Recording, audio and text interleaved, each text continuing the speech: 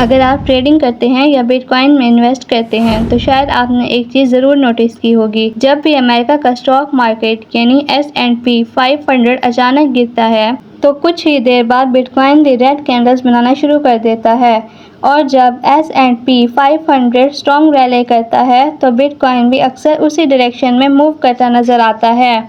लेकिन क्या ये सिर्फ एक कोइंसिडेंस है या फिर बिटकॉइन वाकई अमेरिका के स्टॉक मार्केट को फॉलो करता है? अगर बिटकॉइन एक डिसेंट्रलाइज्ड क्रिप्टोकरेंसी है जिसे किसी गवर्नमेंट या कंपनी कंट्रोल नहीं करती, तो फिर इसका रिलेशन S&P 500 से क्यों बनता है? ये सवाल सिर्फ बिगनर्स ही नहीं बल्कि एक्सपीरियंस ट्रेडर्स भी अक्सर पूछते हैं, क्योंकि कई लोग सिर्फ बिटकॉइन का चार्ट देखकर ट्रेड ले लेते हैं और फिर हैरान रह जाते हैं कि मार्केट उसके ऑपोजिट क्यों चल रही है। हकीकत ये है कि आज के फाइनेंशियल मार्केट्स पहले से कई ज़्यादा कनेक्टेड हो चुके हैं। एक मार्केट में आने वाली बड़ी न्यूज़ दूसरे मार्केट को भी हिला सकती है। इसीलिए प्रोफेशनल ट्रेडर्स से बिटकॉइन का चार्ट नहीं देखते, वो S&P 500, फेडरल रिजर्व का interest rate decisions, inflation data, dollar index और ग्लोबल लिक्विडिटी को भी क्लोजली मॉनिटर करते हैं, क्योंकि ये तमाम फैक्टर्स बिटकॉइन की डायरेक्शन को डायरेक्टली या इनडायरेक्टली अफेक्ट कर सकते हैं। लेकिन क्या बिटकॉइन हमेशा S&P 500 को फॉलो करता है, या कभी ऐसा भी होता है कि बिटकॉइन अपनी अलग डायरेक्शन चूज़ करता है? और अगर दोनों का रिलेशन इतना इम्पोर्टेंट है तो एक ट्रेडर इस इंफॉर्मेशन को अपनी ट्रेडिंग में कैसे यूज़ कर सकता है? इस वीडियो में हम स्टेप बाय स्टेप समझेंगे कि S&P 500 असल में है क्या, बिटकॉइन के साथ इसका रिलेशन कैसे बनता है। तो चलें शुरू करते हैं। अब सबसे पहले ये समझते हैं कि S&P 500 असल में है क्या। S&P 500 अमेरिका की 500 सबसे बड़ी पब्लिकली लिस्टेड कंपनीज का स्टॉक मार्केट इंडेक्स है। इसमें एप्पल, माइक्रोसॉफ्ट, अमेज़न, गूगल और मेटा जैसी दुनिया की लीडिंग कंपनीज शामिल हैं। इस वजह से S&P 500 को US इकोनॉमी की हेल्थ का एक स्ट्रॉन्ग इंडिकेटर माना जाता है। जब ये इंडेक्स ऊपर जाता है तो इसका मतलब होता है कि इन्वेस्टर का कॉन्फिडेंस स्ट्रॉन्ग है और लोग ज़्यादा रिस्क लेना पसंद कर रहे हैं।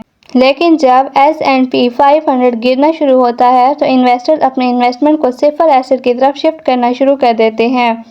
इसीलिए दुनिया भर के ट्रेडर्स और इन्वेस्टर्स सिर्फ US ही नहीं बल्कि ग्लोबल मार्केट का ट्रेंड समझने के लिए भी S&P 500 को क्लोजली फॉलो करते हैं।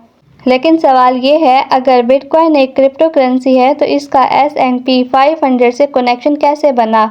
इसका हम अगले सीन में डिस्कस करते हैं। अब सबसे इंटरेस्टिंग सवाल, अगर बिटकॉइन एक डिसेंट्रलाइज्ड क्रिप्टो करेंसी है जिसे ना कोई गवर्नमेंट कंट्रोल करती है और ना ही कोई कंपनी, तो फिर इसका S&P 500 से रिलेशन क्यों बनता है? इसका जवाब छुपा हुआ है इंस्टीट्यूशनल इन्वेस्टर्स और ग्लोबल मनी फ्लो में। बिटकॉइन के शुरुआती दिनों में इस मार्केट में ज़्यादातर रिटेल इन्वेस्टर होते थे, इसीलिए बिटकॉइन अपनी अलग डायरेक्शन में मूव करता था। लेकिन जैसे जैसे बिटकॉइन की पॉपुलैरिटी बढ़ती गई वैसे वैसे बड़ी फाइनेंशियल कंपनीज और इंस्टीट्यूशंस भी इस मार्केट में एंटर करने लगे।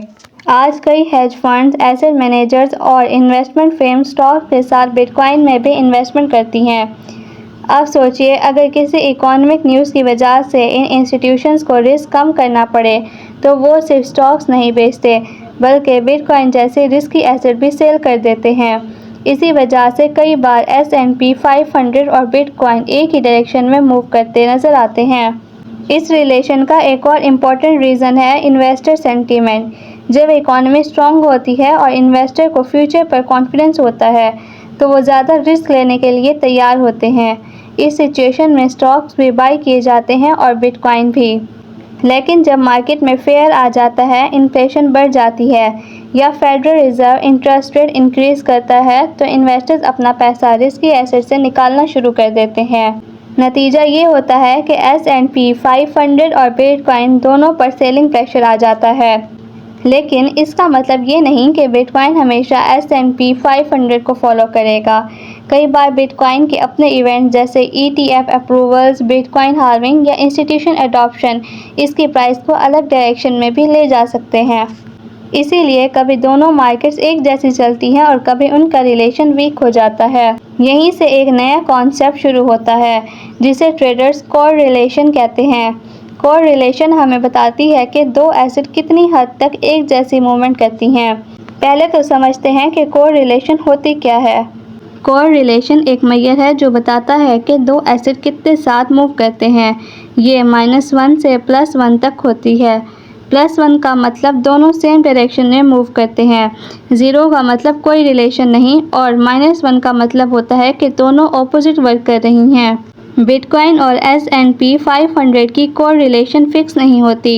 ये टाइम के साथ चेंज होती रहती है, कभी स्ट्रॉन्ग होती है, कभी वीक। जब इकोनॉमी अनसर्टेन हो, इन्फ्लेशन हाई हो या इंटरेस्ट रेट्स बढ़ें, तो अक्सर स्टॉक्स और बिटकॉइन दोनों गिरते हैं। इसीलिए कोरिलेशन स्ट्रॉन्ग होती है। लेकिन बिटकॉइन के अपने इवेंट्स जैसे हाल्विंग या ETF अप्रूवल इसे अलग डायरेक्शन में भी ले जा सकते हैं। इसीलिए सिर्फ कोरिलेशन देखना काफ़ी नहीं, कॉन्टेक्स्ट समझना भी ज़रूरी है। प्रोफेशनल ट्रेडर्स बिटकॉइन के साथ S&P 500 डॉलर इंडेक्स और माइक्रो न्यूज़ भी देखते हैं, क्योंकि ये मार्केट डायरेक्शन का हिंट देते हैं। अब देखते हैं रियल सिचुएशंस जहां दोनों मार्केट साथ मूव करते हैं या अलग हो जाते हैं। अब सवाल ये है कि बिटकॉइन और S&P 500 कब एक ही डायरेक्शन में मूव करते हैं। सबसे पहले सिचुएशन होती है जब federal reserve interest rate increase करता है। इंटरेस्ट रेट बढ़ने से मार्केट में लिक्विडिटी कम हो जाती है और इन्वेस्टर रिस्की एसेट बेचना शुरू कर देते हैं। इससे दोनों मार्केट्स गिरना शुरू कर देती हैं। इसी तरह जब इन्फ्लेशन यानी CPI डाटा एक्सपेक्टेड से ज़्यादा आता है तो मार्केट में फेयर पैदा होता है। इन्वेस्टर्स को लगता है कि इंटरेस्ट रेट और बढ़ सकते हैं। इसी वजह से स्टॉक्स और बिटकॉइन दोनों में प्रेशर आ जाता है। तो अब आप समझ चुके होंगे कि बिटकॉइन और S&P 500 का रिलेशन परमानेंट नहीं होता। कभी दोनों मार्केट्स एक ही डायरेक्शन में मूव करती हैं तो कभी बिटकॉइन अपने फंडामेंटल्स की वजह से बिल्कुल अलग परफॉर्मेंस दिखाता है। इसीलिए अगर आप ट्रेडिंग करते हैं तो सिर्फ बिटकॉइन का चार्ट देखना काफ़ी नहीं, S&P 500 इंटरेस्ट रेट्स, इन्फ्लेशन और दूसरी मैक्रो इकोनॉमिक न्यूज़ को भी फॉलो करना ज़रूरी है। अगर आपको मेरी वीडियो पसंद आई है तो इसको लाइक करें और मेरे चैनल को सब्सक्राइब करें। Thank you.